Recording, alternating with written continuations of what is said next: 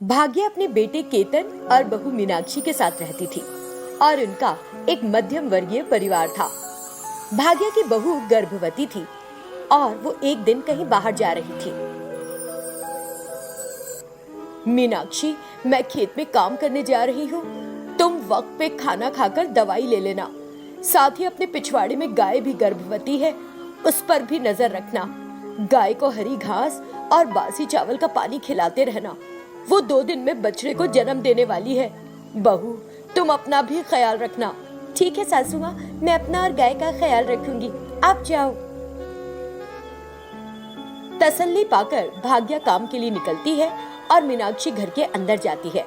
थोड़ी देर बाद मीनाक्षी दूध पीकर पिछवाड़े में गाय को देखने जाती है। फिर वो गाय के माथे को स्नेह से छूती है। मुझे लगता है तुमको भूख लगी है। हम दोनों ही गर्भवती हैं। अगर तुम्हें भूख लगी हो तो मुझे भी लगती है, तुम्हें भूख नहीं तो मुझे भी नहीं। मुझे भूख लगी थी इसलिए मैंने दूध पी लिया। अब तुम्हारी बारी है घास खाने की, तो फिर जल्दी करो, किस बात की देरी। मीनाक्षी गाय को ताजी हरी घास डालती है और गाय उसको खाने लगती है। फिर थोड़ी देर बाद मीनाक्षी एक बाल्टी में पानी लाकर उसमें बासी चावल भिगाती है। गाय उसे पी लेती है। थोड़े दिन गुजरने के बाद एक दिन मीनाक्षी कुछ आवाज सुनती है। वो गाय के पास चली आती है। गाय बछड़े को जन्म दे रही थी और बछड़े के दोनों पैर बाहर निकलते दिखाई दे रहे थे। अरे ये क्या है? मैं तो हमेशा पहले बछड़े का सिर बाहर आते हुए देखा है, मगर यहाँ तो पैर बाहर आ रहा है। सासू माँ भी घर पर नहीं।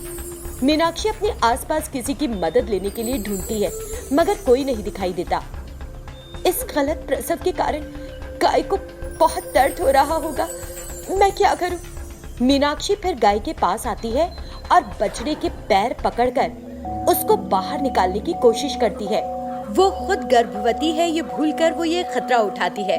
कुछ देर बाद बछड़ा बाहर आ जाता है और गाय उसे चाटने लगती है।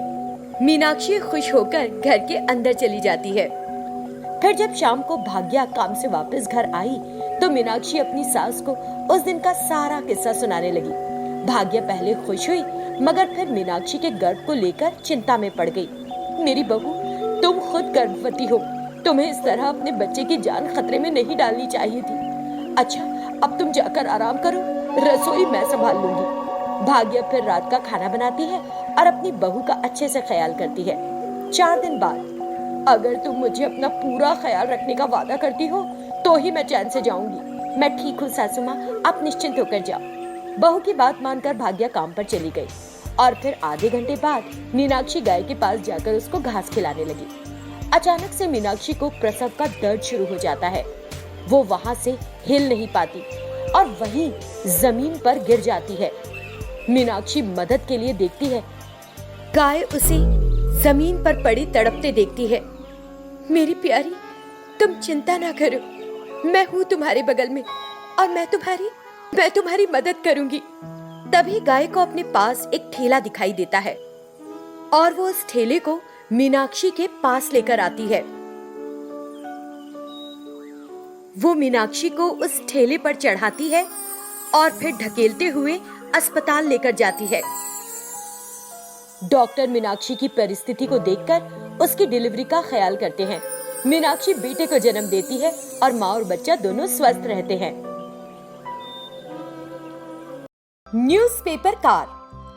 भोलापुर गांव का रहने वाला सुरेश अपनी साइकिल पर पुराने अखबार बेचकर अपनी गुजर बसर करता था। इस काम से हुई आमदनी से वो अपनी पत्नी सुरेखा और बेटी सौम्या की देखभाल कर रहा था। वो अपनी साइकिल में गांव भर में घूमता और लोगों से पुराना या नया अखबार खरीदता। कबाड़ी वाला, रद्दी पेपर वाला, 10 रुपए किलो से अपना पुराना अखबार दे दो, पुराने पेपर से पैसा बनाओ, वो इस तरह चिल्लाता। तभी, अरे ओ रद्दी पेपर वाले, मेरे घर पर हैं बहुत सारे पुराने अखबार, कितने रुपए में लोगे? जल्दी बताओ अपना भाव, बहुत सारे पेपर्स हैं मेरे पास। देखिए बहन जी, अगर आप थोक में बेच रही हैं तो पैसों की चिंता मत कीजिए। अगर आप थोक में अच्छा अखबार देंगी तो मैं आपको ज्यादा रेट पर भी दे सकता हूँ। ठीक है, तो फिर आ जाओ, मेरे घर में बहुत सारे हैं। जैसे ही सुरेश घर के अंदर कदम रखता है, उसे पुराने अखबारों से भरा एक रैक मिलता है और वो बड़ा खुश होता है। वाह बहन जी, आपके पास तो बहुत सारे अखबार हैं। बाहर तो मैं इसे 9 रुपए प्रति किलो के हिसाब से खरीद रहा हूँ, लेकिन क्योंकि यहाँ पर थोक में है तो मैं आपसे 10 रुपए में लूंगा, ठीक है। सुरेश फिर वहाँ अखबारों का वजन करना शुरू करता है, महिला को कीमत के अनुसार पैसे देता है और घर जाता है। सुरेश जैसे ही घर के नजदीक पहुंचता है, वो देखता है कि सौम्या उदास सी बैठी है। अरे मेरी जान को क्या हो गया, मेरा फूल क्यों मुरझा रखा है आज। इसी बीच उसकी पत्नी सुरेखा घर से बाहर आई। वो चाहती है कि हम अपने पास मौजूद सभी अखबारों से कार बनाकर उसे दें। क्या, न्यूज़पेपर की कार? हाँ पापा, मुझे न्यूज़पेपर की कार चाहिए। अरे बिटिया, कागज की कार का क्या करोगी? पापा, मुझे असली कार की जरूरत नहीं, मुझे तो बस अखबारों से बनी कार ही चाहिए। मेरी सहेली के पापा सीमेंट में काम करते हैं, तो उन्होंने सीमेंट से कार बनाई।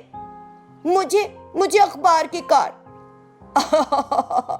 अच्छा, अब समझा, मतलब हम अखबार बेच रहे हैं तो मुझे अखबारों की कार है।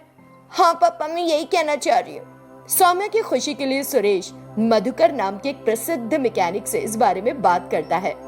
मधुकर राजी हो जाता है और कार बनाने के लिए समय और चीजें मांगता है। सुरेश उसे बहुत सारे अखबार लाकर देता है। मधुकर ने दिन रात एक कर अपनी मेहनत से 2 दिन में ही कार तैयार कर दी। कार बहुत प्यारी लग रही थी। मधुकर ने सुरेश को फोन करके बताया कि कार तैयार है, आकर देख लो। ओ बिटिया, ऐसा लगता है कार तैयार है, मैं जाकर अभी ले आता हूँ। पापा, मुझे भी साथ चलना है, प्लीज। जैसे कि सौम्या जोर देकर कहती है तो सुरेश उसे अपने साथ ले जाता है। वे दोनों मधुकर की दुकान पर पहुंचते हैं और अपनी कागज की कार को देखकर वो बहुत खुश होती है। वाह पापा, ये कार तो बिल्कुल वैसी ही बनी है जैसी मैंने सोची थी, बिल्कुल मेरे सपनों की कार। सौम्या फिर अपनी न्यूज़पेपर कार के अंदर बैठ जाती है और सुरेश कार को घर की ओर ले जाता है।